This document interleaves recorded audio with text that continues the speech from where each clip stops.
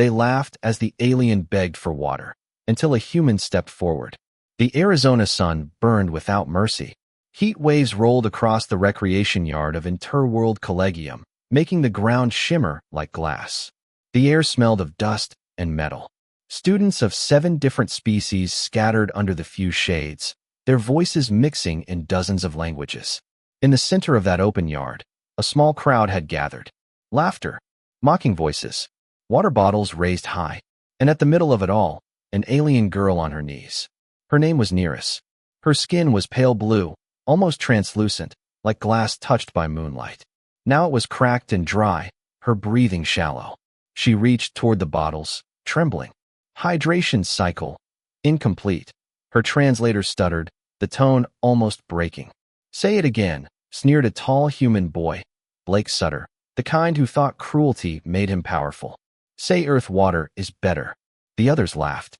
One of them, a centauran with 4 arms, poured a thin stream of water onto the ground right in front of her. The dirt hissed as it swallowed it. Around them, dozens watched. Some uncomfortable, some amused. None stepped in. Overhead, the small silver eyes of Academy drones floated, watching but silent, bound by the school's non-interference policy. Let natural social order evolve, the rules said, even if it meant letting someone suffer. From the far side of the yard, a boy stopped walking. Kai Romero, a transfer student, only 3 weeks into this strange academy for mixed species. He had come to keep his head down, to survive quietly until graduation. But now, watching this scene, something inside him snapped. He dropped his books and walked straight into the circle. The laughter faltered. Blake turned, squinting at him. What's your problem, new guy? Kai's voice shook only once before turning firm. She needs water. Now. This isn't your business, said a girl beside Blake. Go back to your own kind. Kai didn't listen. He crouched beside Neris. Up close, she looked worse. Cracks along her neck, a dull frost around her eyes. Her silver hydration canteen lay a few meters away, half buried in dust. He reached for his own bottle. The standard issue one every student carried. She can't drink that, someone jeered. Human water will kill her. Kai unscrewed the cap anyway. Or it might save her, he said softly. Neris tried to lift her head, but couldn't. Her translator clicked, broken by weakness. Kai tilted the bottle and poured gently. The first drops fell on her lips, some over her face. Wherever the water touched, her skin brightened, faint color returning. She gasped, a sound between pain and relief. Hey! Blake stepped forward, furious. What are you doing? But before he could grab Kai, one of the alien seniors caught Blake's arm. Wait, the alien muttered. Even he could see what was happening. The blue of Neris's skin deepened from ash to sapphire. The life came back into her eyes. Teacher drone incoming, someone shouted. Panic broke the crowd. The bullies scattered like dust in the wind. Only Kai remained kneeling beside her, still letting water flow until the bottle ran dry. A faint shimmer spread across Neris's face. Her breathing steadied. She blinked slowly, as if waking from a nightmare. Her translator hummed and spoke in a weak voice. Designation? Kai, he said. Kai Romero. Her hand rose shakily and touched his wrist. Her skin was cool, slightly sticky, like wet glass. Kai Romero, her translator repeated, and her glowing eyes locked onto him. I will remember. Then the medic skiff arrived, hovering low, flashing blue lights. 2 nurses lifted Neris onto a stretcher enclosed in a mist field. Kai backed away, his knees heavy. Later, in the quiet office of Headmistress Yao, he tried to explain. His palms were still cold from holding Neris's hand.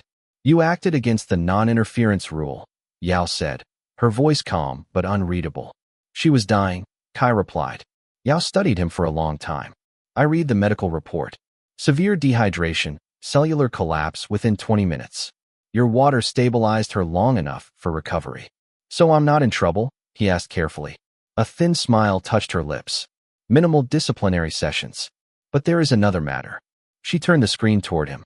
A name glowed there, Ambassador Saris of Thalassa Prime. She is not an ordinary student, Mr. Romero. The Thalassan ambassador's daughter wishes to meet you tomorrow morning. Personally. Kai blinked, not understanding at first. Meet me? What? Because, Yao said, folding her hands. In Thalassan culture, sharing water is not just kindness. It is something sacred. Outside, the desert sun dipped below the horizon. The academy lights flickered on, reflecting against metal domes and humid chambers. Kai walked out alone, the dry wind brushing against his face. He had no idea that one simple act, pouring water into the hands of a dying alien, had just changed not only his life, but the fragile balance between two worlds. Morning came soft and golden over the domes of Interworld Collegium. The desert air outside shimmered with heat, but inside the diplomatic wing of the academy, the world felt utterly different, cool, damp, and alive with a faint hum of running water. Kai stood at the threshold, his academy uniform sticking to his palms with nervous sweat. The door opened with a gentle hiss, and a wave of humid air rolled over him, carrying the scent of salt and rain. Inside, everything glowed. Liquid light flowed through clear tubes along the walls. The floor shimmered like glass submerged beneath shallow waves. And at the center, half floating in a circular pool of pale blue water, was Nereus. Her eyes opened as he entered, large, translucent, and full of strange calm. Beside her stood a taller thalassan male, skin patterned with deep violet swirls that shifted like ink in water. "Approach, Kai Romero of Earth," said the man's translator, voice low and musical. "I am Minister Saris, father to Nereus. You are welcomed here." Kai stepped forward carefully, boots echoing softly. Thank you, sir. I just wanted to help yesterday. I didn't mean to." Minister Saris raised a webbed hand, graceful as a wave.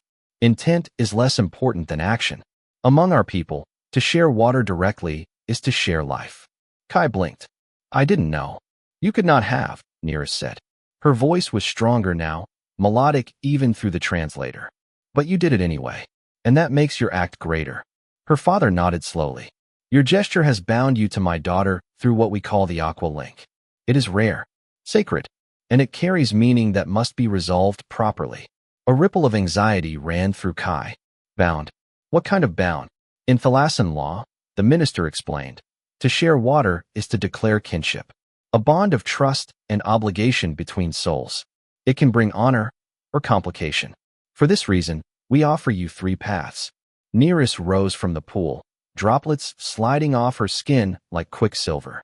She stood face to face with him now, her height nearly matching his in the softened gravity. "The first," she said softly, "is acceptance. You become waterkin, part of my lineage.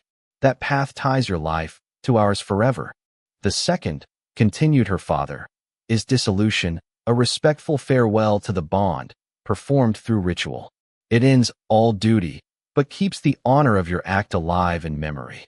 The third," Nereus finished, "is denial, to pretend it never happened, to let the bond fade as if it were an accident." Kai's heart pounded. "And if I choose wrong?" Nereus tilted her head, her bioluminescent markings flickering faintly. "There is no wrong, only meaning. Choose what feels true." He thought of the crowd yesterday, the laughter, the cracked skin on her face. The moment she said, "I will remember." He couldn't dishonor that. "I choose the second one," he said finally. "Dissolution, with respect." The room brightened as if approving. Nereus reached for a small vial filled with glowing blue liquid. "This is memory water from my family's ancestral pool," she said. "It carries the echoes of our past. You must taste 3 drops and speak your name." Kai hesitated, then took the vial. The water was strangely heavy. When it touched his tongue, the taste exploded, salt, lightning, deep oceans.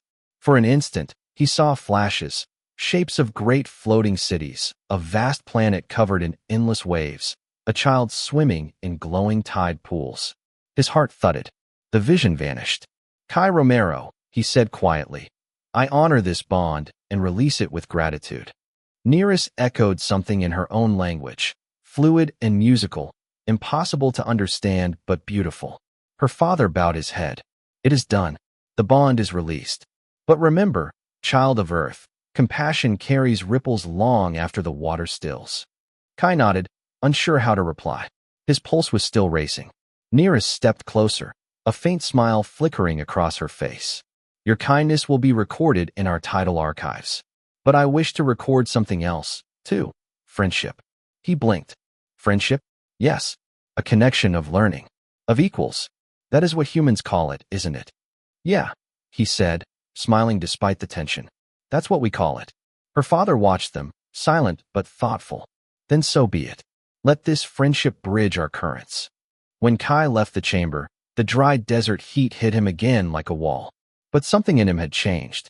He couldn't stop thinking about what he saw, the ocean cities, the light, the strange connection that wasn't fully gone. He told himself it was over. But deep down, a quiet part of him knew the bond hadn't truly dissolved. It had only begun to shift into something far more powerful and far more dangerous. The desert morning burned brighter than usual, but inside Interworld Collegium, the air carried a quiet tension.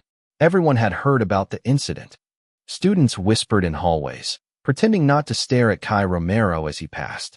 To them, he was no longer invisible. He was the human who broke protocol for an alien girl. Kai didn't care much for the rumors, but he couldn't shake what he'd seen in that ritual chamber. The way Neris's eyes had shimmered when he said her name, the strange warmth that lingered on his skin long after the ceremony ended. At lunch, the cafeteria buzzed with voices from 7 worlds. The room itself was a masterpiece of technology. Air sections divided by invisible climate fields. Dry heat for humans, humid air for Aquarians, colder zones for the frost-blooded. Neris sat alone in her misted corner, surrounded by a thin blue shimmer that kept her skin from cracking. When she saw Kai, her eyes lit faintly. "This seat," her translator chimed, "is open." He hesitated, feeling dozens of eyes on him, but walked over anyway. "Thanks," he said, sitting down. The air around her table instantly dampened his clothes. It was like breathing through clouds. "You don't have to sit here," she said. "The others are uncomfortable when species mix during meals." "Then maybe they should get comfortable," Kai said with a grin. Her translator whirred softly, a sound he now recognized as her laughter. "You are direct. I find that refreshing." They talked about classes, about home. Neris described her ocean planet with poetic simplicity. "Our cities float," she said. "They move with the tides, not against them. Everything alive flows together." Kai smiled. "Sounds peaceful." "It is balance," she corrected gently. "Peace and motion at once." For a few minutes, he forgot about the stairs. But peace never lasted long at the Collegium. Blake Sutter approached their table. His face looked carved from stone, jaw tight, eyes cold. Behind him stood 2 friends from yesterday's circle. "Kai," he said flatly. "Ambassador." He nodded stiffly to Neris. "Principal Yao told me to apologize personally." Kai leaned back. "Go ahead then." Blake's lips thinned. "My actions yesterday were out of line. I endangered a student under protected status. It won't happen again." The words came out rehearsed, hollow. Neris tilted her head, her glowing lines dimming. "Apology received," her translator said. "No harm remains." "Good," Blake muttered, glancing around at the staring students. "You should still be careful who you trust here. Some people don't like seeing humans acting like pets for aliens." Kai's chair scraped as he stood. "Say that again." But before it could escalate, Neris's hand touched his wrist. Her skin was cool and smooth, instantly calming. "He means fear," she said, "not truth." Blake sneered and turned away, leaving silence in his wake. Kai sat back down slowly. "Does he always talk like that?" "Many do," she said. "Not all humans welcome the idea of sharing their world. Some see every drop of water we drink as theft." Kai frowned. "They don't understand you need it to survive." "Perhaps they do," Neris murmured. "And that is what frightens them. Need binds all creatures." Some would rather deny that connection. The translator softened, almost whispering. "Yesterday, when you shared water with me, something changed. I feel it." Kai blinked. "Changed how?" She lifted her arm slightly. Beneath the translucent skin, faint silver lines pulsed in rhythm, like tiny rivers of light. "My cells adapt differently now. The medical team says your human water altered my hydration cycle. I can breathe earth air longer, feel less pain from dryness." He stared. "Wait, you mean something from me is helping you survive here?" "Yes. A molecular pattern, an enzyme," they said. "Unique to humans. Your kind evolved to lose water slowly, to endure dry worlds. It lives in your biology." Kai felt his heart race. "That's impossible. Or it should be." Neris's eyes shone brighter. "Impossible things are the reason this academy exists." Before he could answer, a sudden alert flashed across the cafeteria wall. "Security warning. Protest detected outside Southgate." Students turned to look. voices rising in confusion. Through the window domes, Kai could already see movement, signs, banners, drones hovering low. "What's going on?" he asked. Nearest's translator stiffened. "Earth First Movement," it said quietly. "They blame us for water shortages." Outside, the chanting grew louder. "Earth for Earthlings. No special rations." Nearest's glow faded to pale gray. "We should not go out now." But Kai had already stood up. "No, we're not hiding. Let's just walk. Together." Her eyes met his, cautious, unsure, but she nodded. Then together. As they walked toward the main gates, the humid field around her shimmered faintly. The dry heat beyond waited like an open furnace. Kai shrugged off his adaptive jacket and placed it gently over her shoulders. "It won't hide what you are," he said, "but maybe it'll make you feel less exposed." Her translator buzzed softly. "A gesture of protection," it said, almost tender. They stepped into the sunlight, side by side, as voices shouted from beyond the gates. Human and alien students watched through glass walls, holding their breath. For the first time, the Academy's promise of unity between worlds was being tested in the open. And neither of them knew that this simple walk, under the same burning sun, would ignite the greatest discovery and the most dangerous political storm the school had ever seen. The protests lasted for hours that day. Security drones kept the crowd behind the fence, but the anger was loud enough to echo through every corridor of Interworld Collegium. When Kai and Nearest finally reached the dorm level, his throat was dry and his head ached. He didn't know if it was from the heat or from what he'd just seen in people's eyes. Fear. Pure, ugly fear. Later that evening, Kai couldn't sleep. His mind spun with the image of those protest signs, the hatred in their voices, and the silver glow that still faintly shimmered beneath Nearest's skin. He turned on his desk lamp and opened his tablet, scanning through the interplanetary biology database. He searched keywords: human hydration enzymes, aquatic adaptation, molecular absorption. Nothing matched perfectly. Nothing should have matched. Then, a soft chime. A new message. Incoming transmission. Ambassador Nearest Sarah's daughter. Her hologram appeared beside his desk, a flicker of pale blue light standing barefoot on the glowing surface. She looked tired, her usually radiant patterns dim. "I hope I did not disturb you." Her translator spoke, the tone gentler than usual. "No, it's okay," Kai said, sitting up. "What's wrong?" "The medical division analyzed my samples from yesterday," she said. "They confirmed it. Your water changed my physiology." He frowned. "Changed how?" Nearest lifted her palm. Tiny droplets of moisture floated above her skin, suspended like beads of glass. "My cells retain water longer now. The human enzyme you call stasis kinase binds to our molecular membranes. It teaches my body to survive without full immersion." Kai's eyes widened. "You mean it's permanent?" "Stable," she corrected. "Our doctors call it human-assisted hydration stability. If replicated, it could allow my species to live on dry worlds, without tanks or humidity fields." "That's huge," Kai whispered. "You're saying what happened in the yard, what I did, might help your people live anywhere." Her translator paused before answering. "Yes, but such discoveries have two faces." She projected a holographic document, an official Terran Council notice. The headline glowed: "New Resource Protection Bill Proposed. Water Rationing for Non-Terran Species." Kai read the summary in disbelief. They want to cut alien water access on Earth. Precisely. The author is Counselor Hargrove Sutter, Blake's father. Nearest nodded slowly. He argues that Thalassan presence endangers Earth's water reserves. If the bill passes, thousands of my kind will be forced to leave. Kai felt anger twist in his stomach. "So even if we can prove your species doesn't use more water, he'll still push it for politics." "Yes," she said. "But if we prove the stasis kinase works, we can end that argument forever. It would make Thalassans self-sustaining on Earth." Kai leaned forward. "Then we test it. We make the data public. Fast." Nearest's glow brightened slightly, a ripple of hope crossing her features. "You would help." "I already did," he said with a half-smile. "Might as well finish the job." She lowered her head in gratitude. "Then we must act before the council vote." 17 Earth days. That night, they worked in secret in the school's old xenobiology lab. Nearest brought samples from her medical team, and Kai's father, a medical researcher, quietly sent him formulas for comparative testing.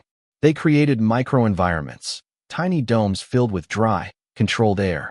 In one, thalassin cells without the enzyme cracked within minutes. In another, cells infused with stasis kinase stayed alive, glowing faintly under the scanner. "It works," Kai whispered, astonished. "It really works." Nearest turned to him, her eyes reflecting the lab's blue light. "Your biology is more adaptable than you know.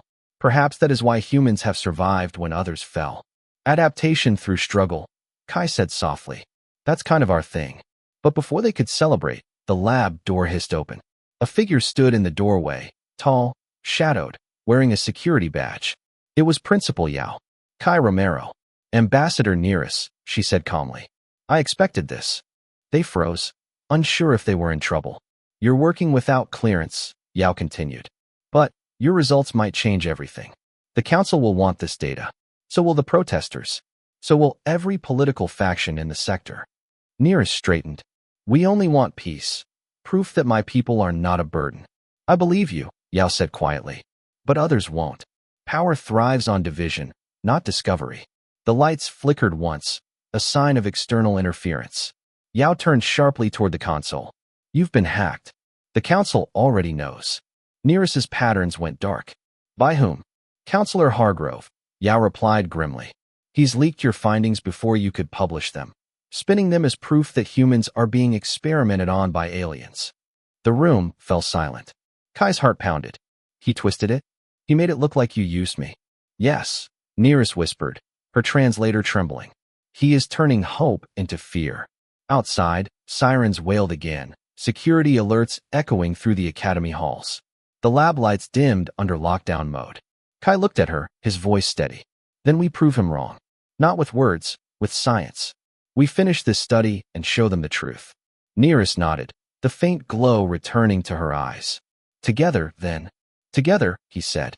As the alarms continued, their reflection shimmered in the lab glass. One human and one thalassin, surrounded by glowing samples of life that could save two worlds or start a war between them.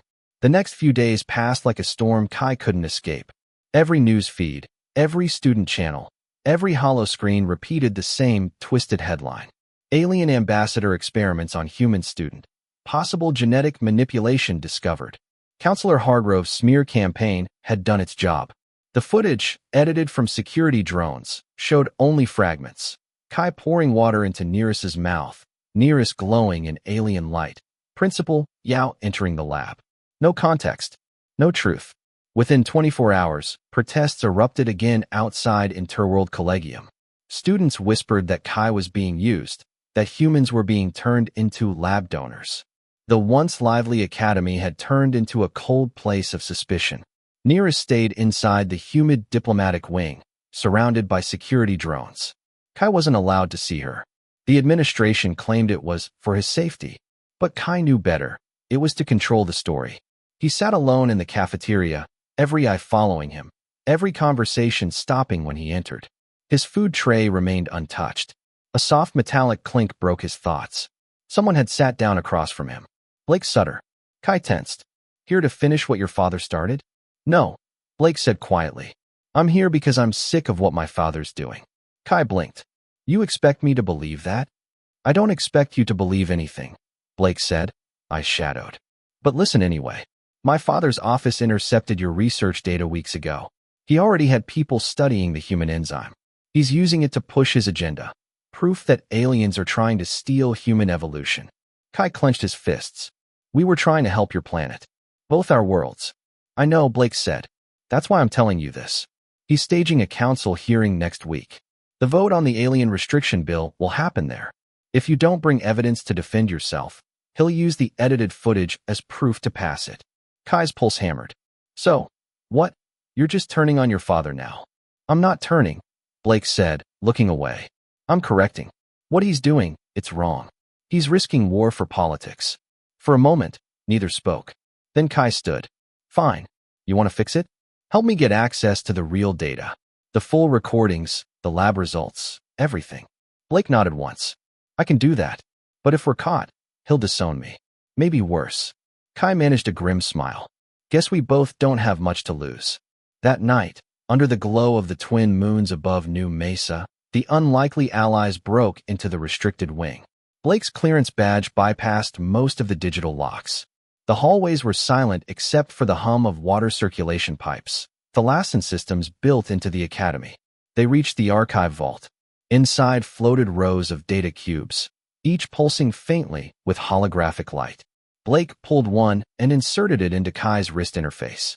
The files opened, raw lab recordings, full uncut security feeds, medical readouts. There it was, the truth. The human enzyme stasis kinase was purely natural, not artificial. The footage clearly showed Kai volunteering and the medical team supervising. No coercion, no experimentation. Kai exhaled. This is it. Proof that the council was lied to. But before he could back up the data, alarms screamed through the corridor. Intrusion detected. Run, Blake shouted. Security drones swooped from the ceiling. Kai and Blake sprinted down the hallway, ducking under blinding flashes. A laser bolt scorched the wall beside Kai's head. They dived into a side chamber and sealed the door. Kai's heart pounded. How did they know? My father must have tagged the files with trackers, Blake said. We've got maybe 5 minutes before they breach this door. Kai connected his wrist drive to the console. Then I'll upload the evidence to the open network before they can stop us. Blake hesitated. You'll be exposing yourself too. Your face, your ID, everything. Kai looked up at him. Truth's worth more than reputation. The upload began. The console hummed, projecting shimmering data streams across the walls. When the door finally burst open, a dozen security drones flooded in. But it was too late. The files had already gone live. Thousands of feeds across the planetary network were now streaming the real story, the unedited truth of what happened in the desert yard, the lab, and the ritual chamber. The world saw not a victim, but a human kneeling beside a dying alien, sharing water out of compassion. They saw science, not exploitation. Hours later, the riots outside the academy began to quiet. People were confused, some ashamed. The council demanded an emergency review. Principal Yao called Kai and Blake into her office. Her usual stern face softened. You've started something larger than yourselves, she said. The truth is out, but now the council will want answers backed by science, not emotion. That means finishing the research, properly. Blake looked at Kai. And Nearest. Yao sighed. Still under protection. But after this, she may not be safe on Earth if the bill passes. You'll have to reach her before the hearing. Kai nodded, his mind racing. Then we finish what we started. As he and Blake left the office, the academy lights dimmed for the night, reflecting off the humid domes. Somewhere beyond those walls, Nearest waited, trapped between diplomacy and danger. Kai tightened his grip on the data cube. They used lies to divide us, he whispered. Now we'll use the truth to unite them. Far away, under the desert stars, the world was already beginning to shift. The war for perception had ended. The war for understanding had just begun. The next morning broke over New Mesa like a breath held too long. The world waited. Every interplanetary broadcast replayed the same headlines. Human boy and alien ambassador leak forbidden research. Council prepares for emergency vote. Inside Interworld Collegium, security was doubled. Drones scanned every student, every corridor. The academy no longer felt like a place of learning. It felt like a battlefield of ideas. Kai hadn't slept. He stood by the window of his dorm, watching the sun rise over the glass domes. The air shimmered with heat, yet his chest felt cold. The council hearing was in less than 2 hours, and the entire planet would be watching.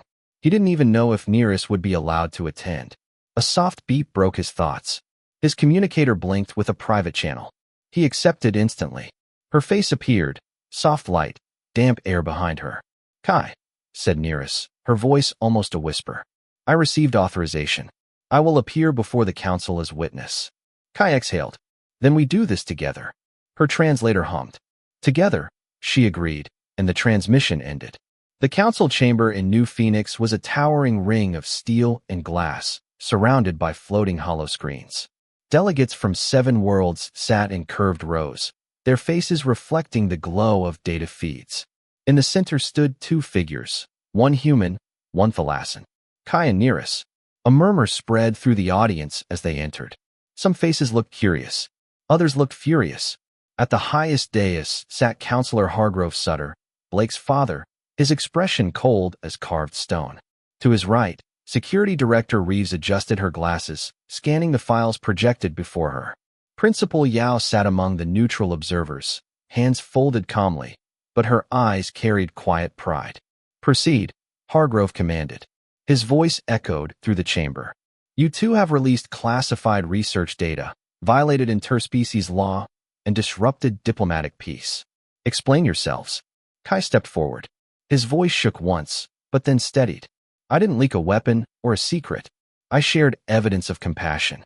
Some delegates chuckled. Others frowned. Nearest raised her hand slightly. "The data proves that human biology contains a natural enzyme, one that enhances our species' ability to survive on dry worlds. This discovery benefits both our peoples. It does not endanger either."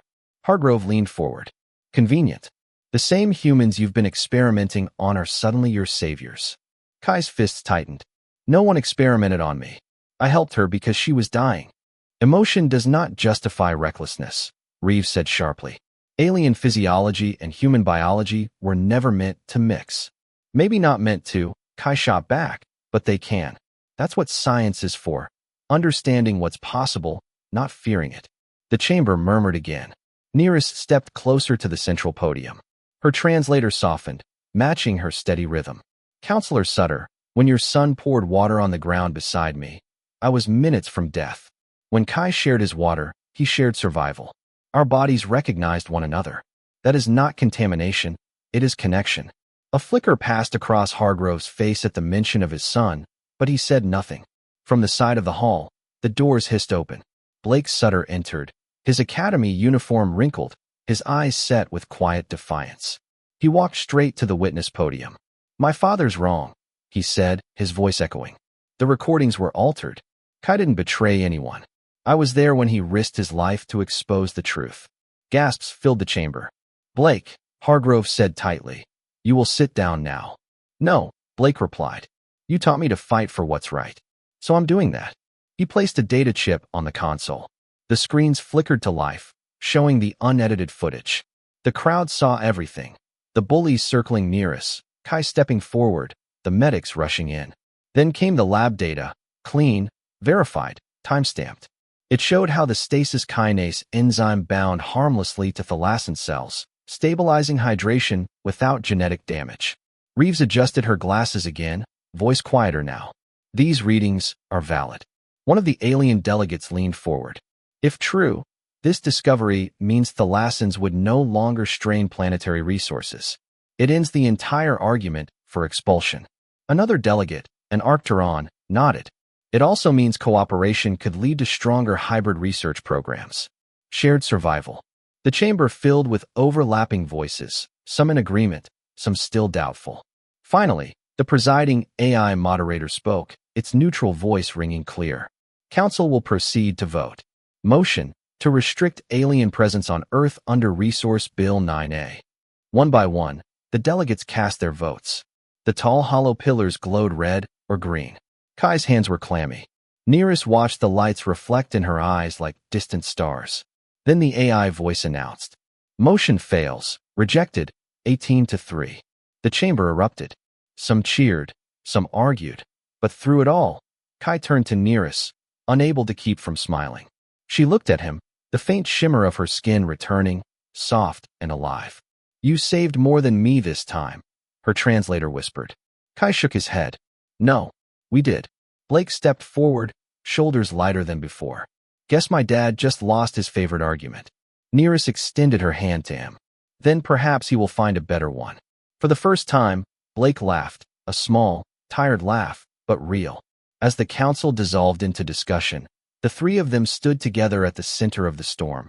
Proof that species, politics, and fear could be challenged by something far simpler. A boy who refused to watch someone suffer. A girl who refused to forget it. And a truth that refused to stay buried. Outside, the twin suns of Arizona blazed against a cloudless sky. For the first time, their light didn't feel harsh. It felt like renewal. But above the relief, an undercurrent of unease still stirred. Because if one shared enzyme could unite two worlds, there would be others who would try to control it. And somewhere deep in the stars, powerful eyes had already taken notice. The council chamber's roar still echoed long after the vote was over. News feeds across Earth and the outer colonies flashed the same message. Resource bill defeated, human-Thalassian alliance strengthened. For the first time in months, hope outweighed fear. But for Kai Romero, the real story didn't end with a vote. It was only the beginning. 3 weeks later, Interworld Collegium was alive again. The protests had vanished, replaced by a cautious sense of wonder. Students from every species filled the halls with energy, their chatter mixing in a dozen tongues.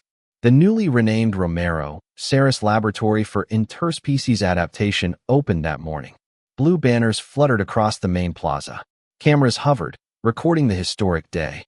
Nearest stood beside Kai at the entrance, her skin glowing faintly beneath the filtered sunlight. "Your people move quickly," she said with quiet amusement. Kai smiled. "When humans stop fighting each other long enough, yeah, we can surprise you." Their research had been officially adopted by the Council's Science Division. The stasis kinase protocol was being replicated across dozens of facilities. Thalassian children could now walk freely under dry air for hours, not minutes. For the first time in history, an ocean-born species could live under a desert sky. Principal Yao stepped to the podium, her sharp voice carrying over the crowd. "Let this academy remember, true strength is not found in isolation but in integration." 2 students changed the course of history with compassion, not power. The applause was thunderous. Nearest's translator buzzed softly beside him.